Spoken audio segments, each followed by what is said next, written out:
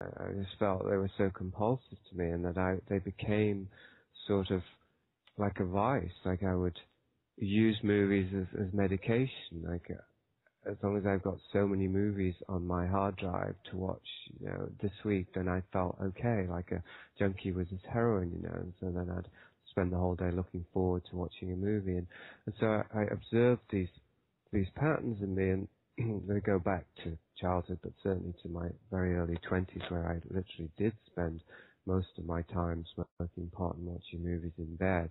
So trying to get back to that womb state without knowing it. Having to look at that it did lead for a while to this feeling of that I actually needed to quit movies because they were actually harmful. But recently I have less and less time for watching movies, and so I use them more and more just for relaxation when I really am not ready to sleep, but I don't want to work and I just want to turn my brain off. I'll put on a movie. And it has to be a good movie because it has to actually occupy my thoughts and take my thoughts away from my own stuff. So just any movie is not going to do it because I'll get bored and I'll just go back into my thoughts. So observing this, I realized recently that actually watching a movie, a good movie, is kind of like a meditation because it allows us to erase our sense of identity temporarily. We just forget all about our personal histories and all the rest of it and just get immersed in this surrogate reality. So then that is also a schizophrenic experience which can be used or abused. I think, it's okay to medicate yourself from time to time. We all need it. And so to use movies as a way to erase oneself temporarily and just get into this sort of meditative state can be beneficent, I think, to our being, good for our health. But that kind of leaves out the whole question of what was behind the movie that you're watching, because these movies are made by professionals, and the movie industry has since day one been infiltrated and perhaps even established by intelligence agencies. The CIA is deeply entrenched in filmmaking.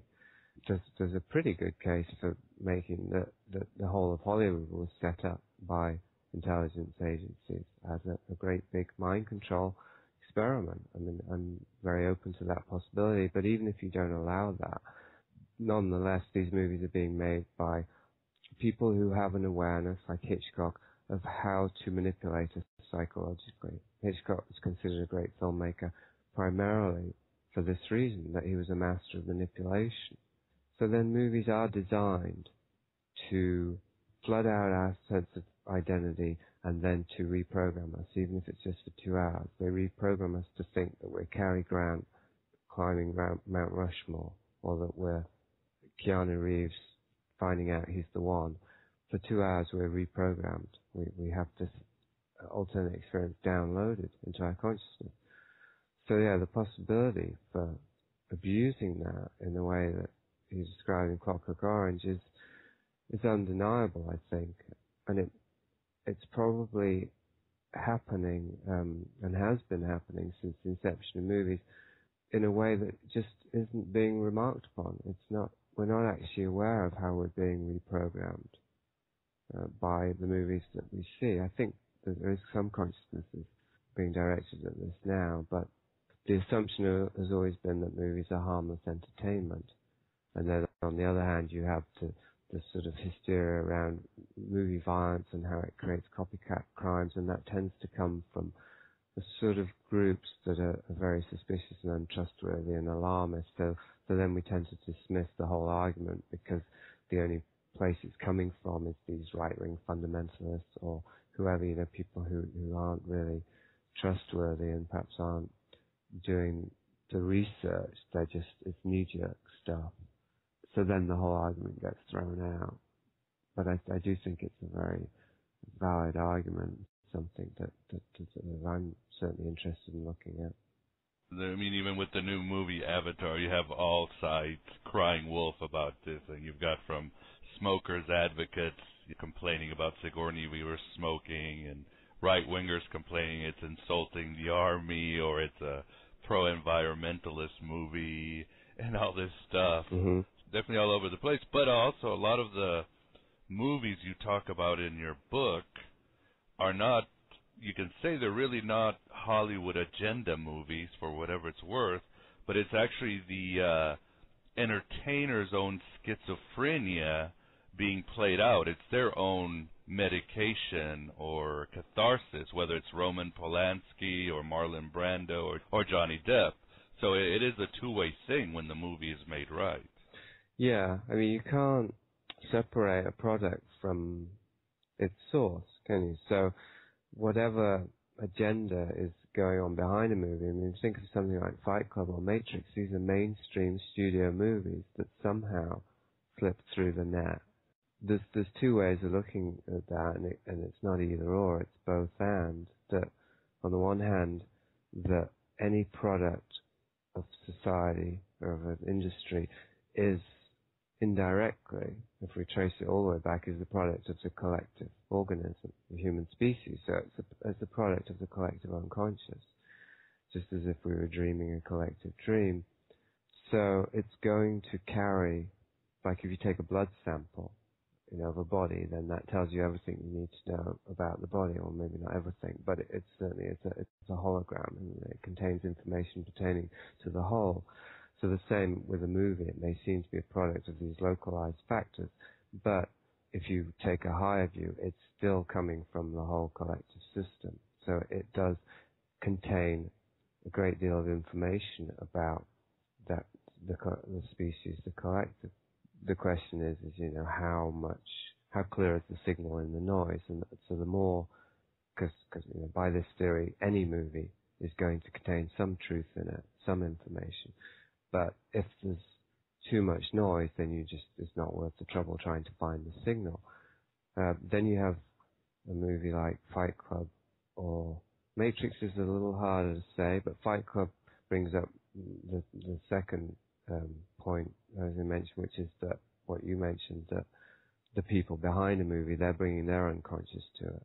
So whatever they're consciously doing, it's still going to, the result is still going to contain elements of their unconscious drives, their wounds, their issues, all the rest of it. So which is presumably, the second point is presumably what makes the first point valid, is that the movies are the product of individuals, not just corporations. Corporations don't, by definition, have a psyche or unconscious, do they? But they are run by individuals. So somehow this information, this content, is coming through. And I think that the difference between Fight Club and Matrix would be that with Fight Club, it seemed to be the people involved were consciously wrestling with demons, with unconscious dilemmas, with frustration, with rage, all of the themes in the movie. It would seem that the people who made the movie were wrestling with, certainly the author of the book and the director and the script writers and even the actors.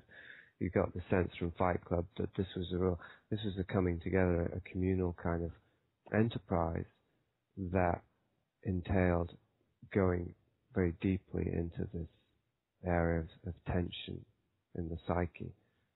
With Matrix, on the other hand, you got the sense that there was a couple of comic book aficionados who wanted to make a kick-ass superhero movie that was realistic, and yet somehow, by some total fluke, they tapped into the vein and created, the greatest meta-myth in cinema history. And as you point out, horror and the supernatural genres are wonderful frameworks for the schizophrenic experience. Mm. But what I've noticed, and I think you pointed out too, is that it seems that the great ones, whether it's Nightmare on Elm Street or The Devil's Advocate or The Fallen, the divine forces are rather absent. Is this like a human versus a Lovecraftian world? Are we just afraid deep down inside that we're living in a great void? Well, I guess Matrix kind of addresses that, doesn't it? Because it's a science fantasy with Lovecraftian elements. And I mean, that was one criticism that I made of Matrix, was how the real world was so much less appealing than the fake Matrix world. something a lot of people have pointed out. They say, well, if it's a Gnostic movie, why is reality worse than true? Why does Cypher want to go back into the illusion? Mm-hmm. And even if you look at Fight Club, even after the narrator is integrated with Tyler Durden, nothing has changed. Destruction is still coming. Right. It seems sometimes the schizophrenic cinema does not show us integration. It just shows us staring right into the abyss at the end. Right. And then, of course, I mean, God and the angels, I mean, repeatedly through artistic history, have never been very well represented. Blake writes about Milton's Paradise Lost and how Satan is such a much more interesting character than God, and that this was because Milton was a true poet and so he was of the devil's party without knowing it.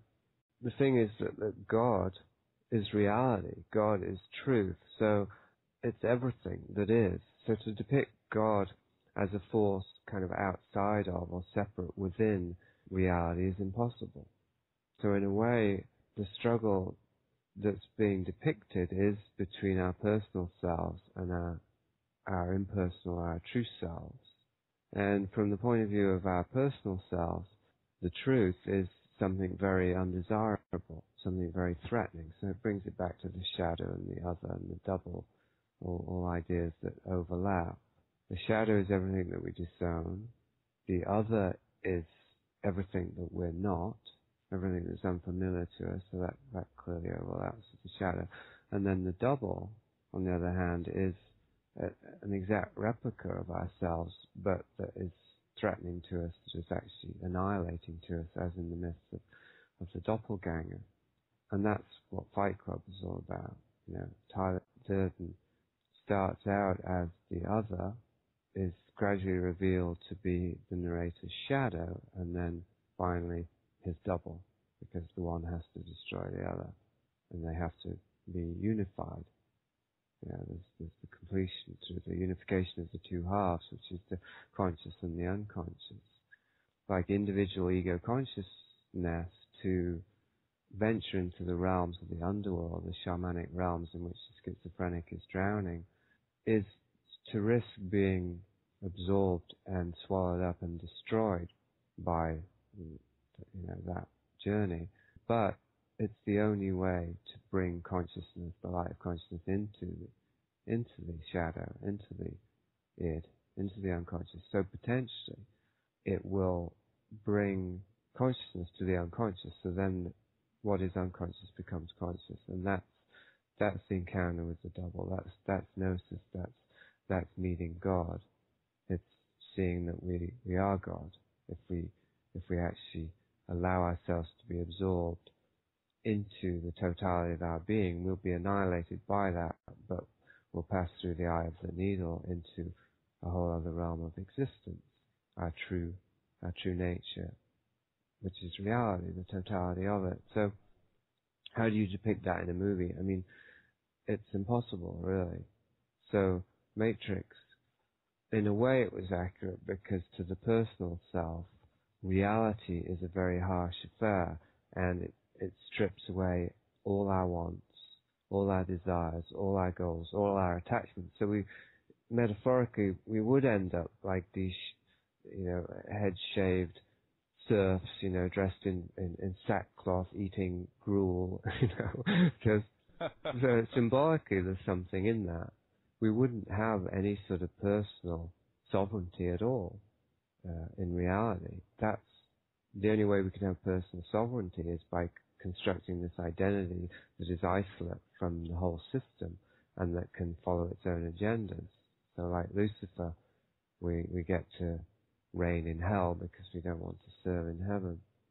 And it's very interesting because, as you've been pointing out, in the Matrix, Neo is the savior, but only because it's part of the program of the Matrix. He's been prophesied to be the savior, so he's in essence a false savior. And this true, or his meta-destiny, becomes being integrated with Agent Smith. Their interaction is far more powerful than both realities together, Zion or the Matrix. Right. Yeah, well, unfortunately, that was never developed in the sequels, was it? It was. You gotta have to figure it out yourself. Yeah. There were a lot of